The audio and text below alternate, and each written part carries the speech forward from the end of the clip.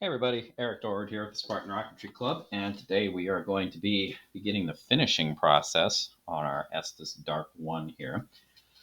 Before we actually do anything with painting or anything like that, we need to figure out a place to hide all these shock cords because I really don't want to paint them. Painting them, you know, it would not help the elasticity of the bands.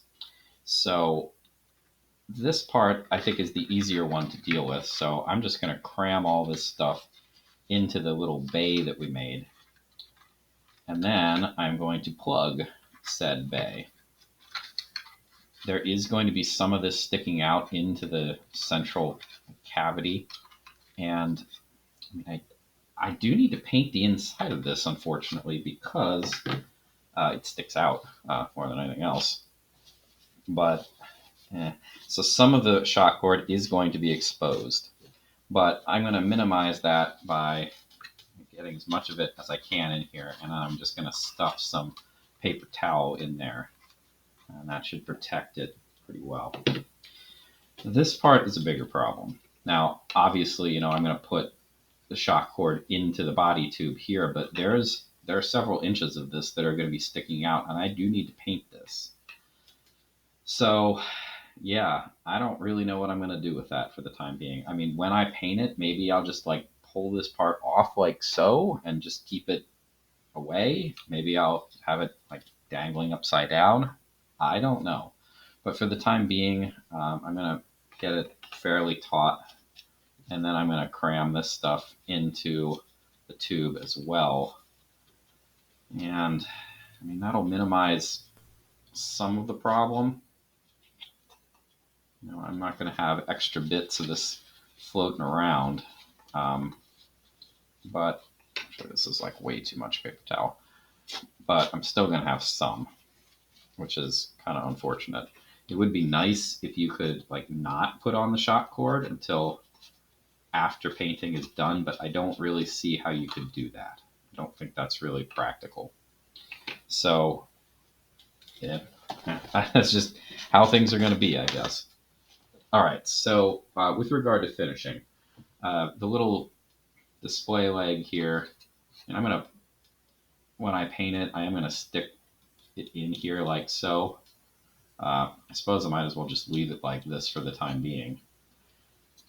Just as long as I don't paint it in place, that could be a problem.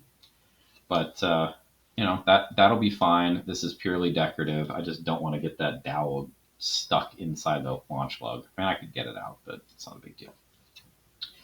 The fins themselves, they are going to have to go through my usual routine to get the grain minimized. So I've taken a bit of my wood fill here. I've added a tiny, tiny, tiny bit of water, like maybe an eyedropper full. I'm measuring it out of the tap, but not much at all, because you don't want this to turn into a particularly runny liquid. Right now it is, it's got the consistency of paint. It's a little chunky, actually. I need to stir it up a little bit more. But that's kind of the consistency we're looking for. Even if I add a little less, that wouldn't be a bad thing. So more like a thin paste would be pretty good. All right. So I'm actually going to leave this over here for the time being. I'm going to paint this stuff on to the big fins down here.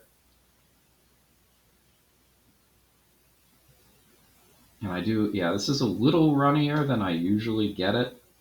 So if it is particularly runny, it's fairly important to do the top and the bottom of the same fin in short order. This is fairly thick. I mean, it's not that thick, but it's reasonably thick balsa.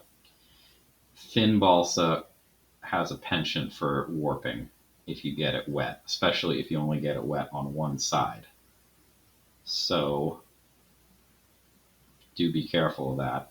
Shouldn't really be an issue for this particular piece, because it's thick enough that it probably won't deform all that much. But still, it's a good habit to get into. Do the top and then do the bottom. Don't do this side, then that side, and move on, because that will give the wood some time to deform, even if it's not going to deform all that much, it's probably something to be avoided. All right, I am going to take the time to paint the edges of this, not because I'm concerned about getting the grain out, but it's kind of nice to get it a uniform color before we do the priming step. And there is a lot of grain I can see here that's going to have to be removed. That's fine. That's part of the process. All right. What I don't really want is blobs of paint, well, wood fill, left on any of these edges. So I'm going to try to get that off as best I can. All right. Let's do this fin. So this fin, it's going to go inside the shell there for the flight. So this one I'm kind of less concerned about, and it is going to get chewed up a little bit, I think, in the process, just because of it's going to be kind of friction fit in place. So that could be a potential problem, but it's also a reason why I'm not going to get too concerned about the top part of this. I kind of unload my brush here on the other side here because I actually have probably significantly more of this wood fill mixed up than I actually need this batch. And while you certainly can paint the tubes here as well, I didn't really intend to. I mean, you can, it's not a bad idea. It's a good way to get rid of the spiral part of the tube if that's pretty obvious. This actually has a very tight spiral. It's hard to see even now in its raw form, so I wouldn't generally worry about that. But seeing how I ended up getting some brush strokes kind of overlapping onto the tube, I do want to spread that out so I don't have like blobs that I need to sand off the tube once I've more or less finished the work here. But yeah, there's a lot of grain in this today. That's probably an indication that I didn't sand this particularly well initially, like as I removed it from the main sheet. Yeah, it's okay. It might indicate that I should do 2 layers of wood fill and sanding sealer here, but honestly, I don't think I'm going to do that, and the reason is that this particular piece, looking at the box and the instructions later, it's going to have a big decal covering pretty much the whole thing. And the decal, I mean, yeah, if you put a decal over a piece of balsa that you haven't done any work to whatsoever, it's probably not going to lay particularly well, and it's going to be somewhat obvious where the grain is. It might not look great, but if you do pretty much any work to one of these things, even if I just put on a layer of sanding sealer or primer even, and sanded it down, that would probably be enough to get the decal looking pretty good. So I'm not going to go all out on these fins, I don't think. That being said, once I sand the stuff off and seal it, sand that off, it doesn't look good. If there's still pretty obvious grain to it, I will probably come back, because I'd prefer to have minimal amounts of grain, even if there's going to be a decal over top of it. Okay, so that takes care of this. Because of the way this is shaped, I can't just leave it down like this, nor can I leave it like this, so I need some place for this to rest. I'm going to enlist a glue bottle and just kind of leave it like that. It's going to go out here, outside frame, but that's a good enough place for that. All right, as for the top part of this, the fins aren't very big, so yeah, I probably have like twice as much wood fill cooked up here as I actually need, which is kind of wasteful, but what are you going to do? I'm just going to kind of unload my brush as much as I can on this, and I'll come back and smooth it out. That I need to clean up. I don't need a big old white blob. on my cutting board here. And while normally I don't mind getting sealer or wood fill or whatever on the tube of the rocket, this is plastic, and I really don't want to leave any here. There's nothing to fill on the plastic. So once I paint all this stuff on, I'm going to come back with paper towel and try to mop up whatever wood fill I ended up getting on the plastic, because I don't want it there. It's not going to help. It's going to make things look bad, or worse, I guess. Maybe not terrible, but the rocket will look better without any of this stuff on the plastic frame. Okay. Now, one other thing that's worth mentioning, I still ran the brush over these edges just to get them fairly uniform. But I want to be careful about not leaving pretty much any on the rounded parts that I made, especially not chunky parts.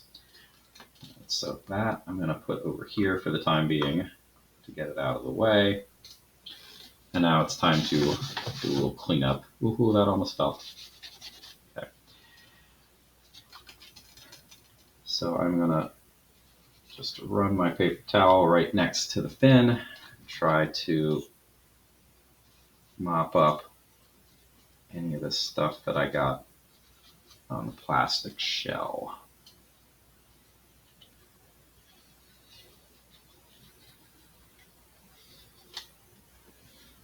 Okay. I think that's pretty good. I am not going to do anything with this landing gear thing. I don't see the reason. I'm not sure that it's. I don't see any real value in making it look nicer. It's so small anyway. The grain's going to be a non-issue, one would think. All right. And with the landing gear in place, this looks pretty stable. You shouldn't need to prop it up on anything, which is good because that would be challenging at best. All right, so that takes care of pretty much all the finishing work that's going to get done in a film anyway. Between now and the next video, this needs to dry. Nice thing about this stuff is it dries quite quickly. This is like a 30-minute process. There's a little bit of unevenness there that I'm looking at. Let's get rid of that. Anyway, so it dries quite quickly, and you can move on to the next phase. Next phase is to grab sanding sealer like so. Well, sand it and then put the sanding sealer on. Let that dry. That takes longer, at least to get it thoroughly cured. So I can sand this down later today and then put the sanding sealer on, and then maybe like 24 hours or 36 hours from now would be time to remove the sanding sealer. And at that point, I will decide if I need another coat of this stuff, depending on how much grain is left. And from there, it would be time to prime and then paint. This one is going to be, it's going to be a little difficult to paint, one would think, but we will get to that in a later video. All right, so thanks for watching, and I will see you later.